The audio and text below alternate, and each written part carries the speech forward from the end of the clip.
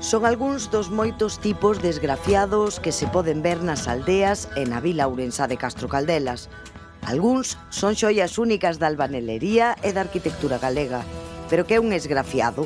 Unha técnica que se utiliza para a decoración e tamén para facer máis cómoda a vida dentro do fogar. Desde que se empezan a facer as primeiras construcións xa hai utilización de antes barro e logo coa cal, cando se empeza a cocer a cal, e hai moitos sitios no Castro Caldelas, pero por exemplo eu que tamén son do Caurel, na parroquia que é a Seara, ten un caleiro, entonces cocíase a pedra da cal e dai salía un polvo, misturábase con auga e todas as casas estaban caleadas. No 1918, cando foi a gripe española, que é unha cousa importante como o tema do coronavirus, utilizouse para poñer en todas as igrexas de Galicia, para moitísimos edificios.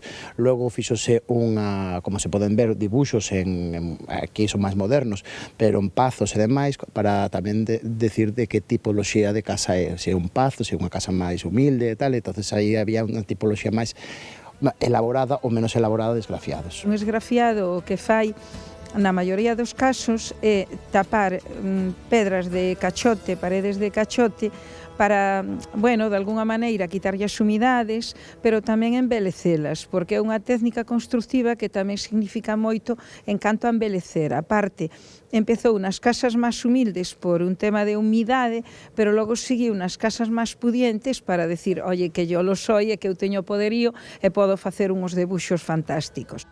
Esta técnica construtiva ancestral xeneralizouse no século XIX e a principios do século XX nas paredes e as fachadas das casas tradicionais galegas, pero a súa función ía máis aló da estética.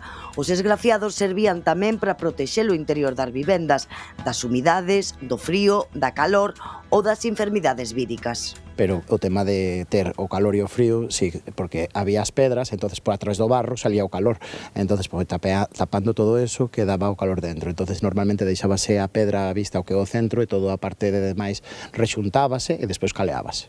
Esta, por exemplo, tiña un sentido de que como as paredes a pedra era mala, só poñían a mellor por fora e a máis mala por dentro, por o medio levaba barro, entonces ao facer este tipo de encintado evitaba que entrasen as humedades para dentro, a cal e a area.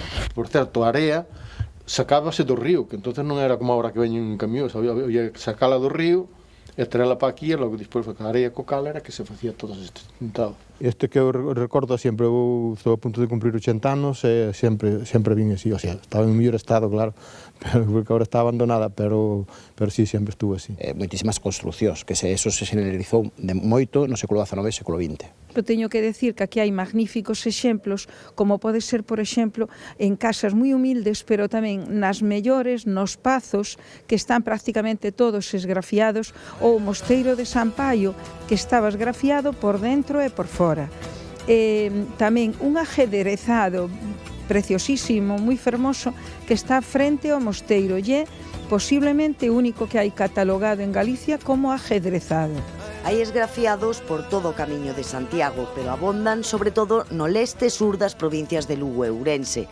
Pola súa complexidade, esta técnica está en perigo, pero agora xa é un patrimonio cultural de Galicia protexido pola Xunta. Para Castro Caldelas decir que é un orgullo contar con esta técnica e con este mural aquí que humildemente, pero que de alguna maneira reflexa e ven a refrendar que agora a Xunta declare patrimonio cultural pois este bien que ademais está perdéndose e que de alguna maneira hai que protexelo. A ver se de agora en adiante polo menos o que hai se conserva.